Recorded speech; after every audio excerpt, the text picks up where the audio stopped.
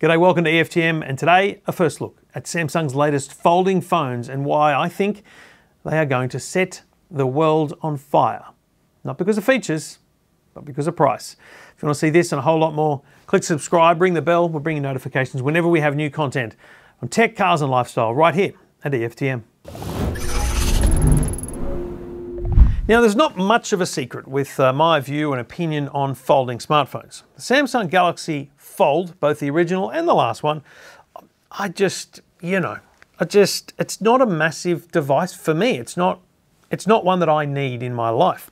But the Flip, I bought this when it was discounted at JB Hi-Fi. Remember, this is a device, this Flip folding smartphone. I mean, that's radical, right? That's just so crazy that you can have a phone that is a standard smartphone and then folds in half, right?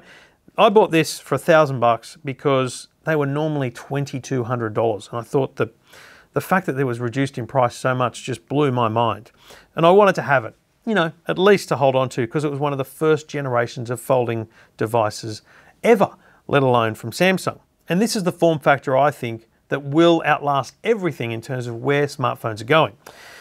But they're so bloody expensive. $3,000 for a folding phone, a phone that turns into a tablet for you. That's a lot of money. You could buy the best tablet for that, let alone many tablets and many smartphones. The Flip, great phone, but $2,200? Again, just kind of felt too much for me. Fast forward to 2021, Samsung have clearly listened to everything everyone's been saying about their folding range. And the new Z Fold and Z Flip series, mind-blowing on so many levels. Let's start with the big guy. There's new buds, there's a new Flip, but let's just start with this guy. The number one thing you'll notice when you look at this, there's something missing.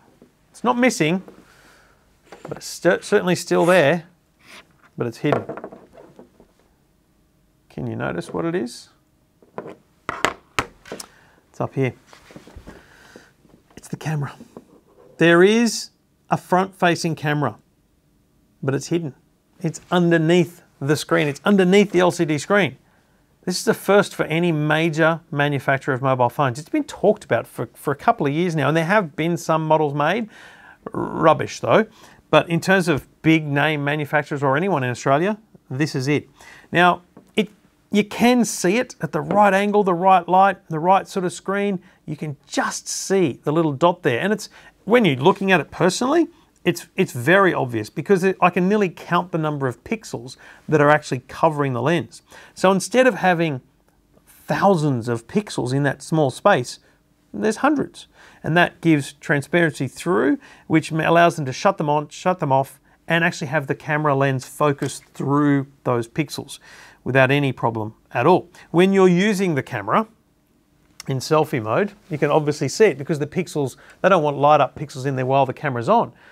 And I found this to be a very good, I'm going to take a photo now and we'll put it in the video. I found this to be a very good front-facing camera. Is it the best front-facing camera? Let's compare it. Well, let's use this year's model. Let's compare it to the Flip's front-facing camera. Okay, so I'll put those side by side. Flip and Fold.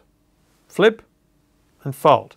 Now, there may be a difference, but I don't know that in general use on the apps that we use cameras for, you're going to notice much. But when you're on the web, when you're reading websites or looking through your emails, the very presence of that little dot is actually distracting. Think about the notch on an iPhone, the dots on many others.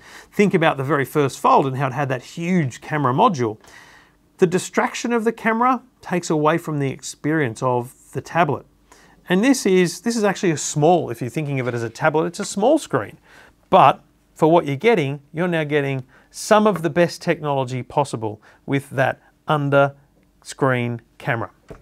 Now, the other thing about the Galaxy Z Fold 3 5G, obviously 5G, is this screen is S Pen compatible. So you can use an S Pen Pro or an S Pen Fold. There's two models you can use on here, don't use any other. But they will work on here. The screen is durable enough to take them. The screen itself, 80% more durable than previous versions. And that's an important thing because they copped a lot of flack early on for that, right? But you can now use an S Pen on your Fold make notes, navigate, whatever you like. Now the two different S Pens, one of them is shorter, and that's your S Pen Fold. It's basically just for jotting on the screen. The S Pen Pro has the Air Motions, has the Bluetooth. You can actually, it's got a switch on it. You can switch between your tablet or your laptop and the phone, the folding phone. But also it's got the Air Motions through Bluetooth.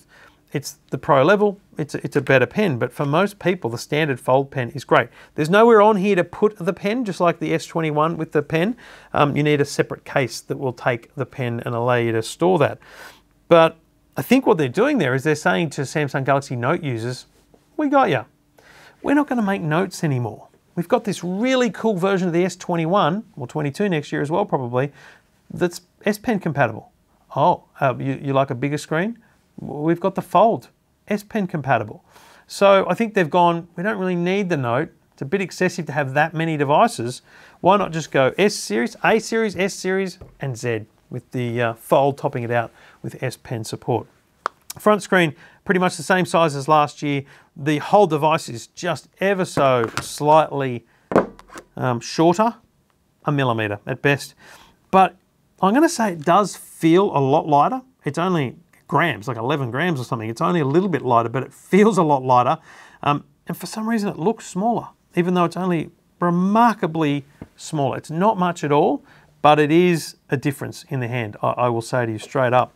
The camera module on the back, triple lens camera, wide, ultra wide, and telephoto zoom. The bump doesn't kind of go to the edge like it does on the S21, but it is a much more refined camera system and a better camera system. But overall, it's about the construction. Stronger aluminium, more durable construction, and an all-round better phone, no question at all. But at $24.99, it's also now $500 less expensive, and that's a big deal. Think about the most expensive iPhone, the most expensive Samsung. This now sits closer to that. So we've essentially normalized folding phones, and I think that's a great thing. So what about the Flip? The Z Flip 3 5G, just as amazing as it was before, but better. Again, refined construction, more durable, better glass display, but also just a better design. They've gone for this two-tone. So your camera and screen module, remember the screen down there, the camera and screen module, now a blacked out look. The whole thing is the glass, but this glass is slightly bumped up, very, very slight bump there. And the screen, 4 times larger than the one you had last year. So if I double click and take you into the camera, you can just see there how if I look at something white or different color, you can kind of see the full size of the screen. And that is way bigger than what you had last year on here. So you can see a vast difference in the size of the cameras on these, on the Fold, on the Flip, sorry. Vast difference in the size of the camera on the Flip. Obviously, the camera module itself also improves. So better quality cameras, better quality construction. This one too, definitely smaller, just ever so slightly smaller, but I think a more squared off design too. I think they've squared the edges, not quite iPhone 12 square, but they've squared off the rounds so that it doesn't look so bulbous. And I think though that's a trick to the eye. It doesn't look like it's a round, a larger device. It's beautiful. I think this phone could well be the best phone of 2021. And I say that not just because it's made better. It's a great Samsung smartphone, obviously, but it's $1,499. When this launched, it was $2,199. How does this become this, as they say on TikTok? I mean, I find it staggering that they've been able to improve the devices and reduce the prices. And what I think's genius from Samsung is they haven't tried to go radical on any of this. They've just gone, how do we make it better? Refine, smooth, edge, make it better every way. Don't radically redesign, just make it better, refine an existing technology, and therefore make it more affordable. Without having to completely redesign the wheel, they've just innovated and refined, which allows them to reduce the price. And I think at $14.99, super appealing. And I'll give you an example. iPhone 12 Pro, more expensive than a folding Samsung. Standard iPhone 12 without the triple lens camera, slightly less expensive than the Flip, also slightly more expensive if you put more memory in it. So at $14.99, this becomes mainstream. A folding smartphone becomes mainstream. How does that happen? How does that happen? So they've also invested heavily in design. So this is available in a range of colors and accessories. So there's rings, you can hold it on your hand. There's straps. There's a whole range of covers that make this a fashion accessory, because that is always going to be what this is for. I see this as not being the true executive tool that you get when you get yourself a Fold. I see this as a more everyday smartphone. And originally I think they were trying to appeal to a female audience, but I think now, look at this color, it's great. I think now they appeal to everyone. I think the Flip appeals to everyone, and at that price, it's potentially achievable for everyone as well. I am blown away by the look, the quality, and the price of the Samsung Galaxy Z Flip 3 5G. And finally, in addition to the Galaxy Watch 4 and Watch 4 Classic, which look fantastic, we'll get to those in the weeks ahead, these are the Galaxy Buds 2. Full noise cancelling, great little earphones, and they're tiny, tiny little things.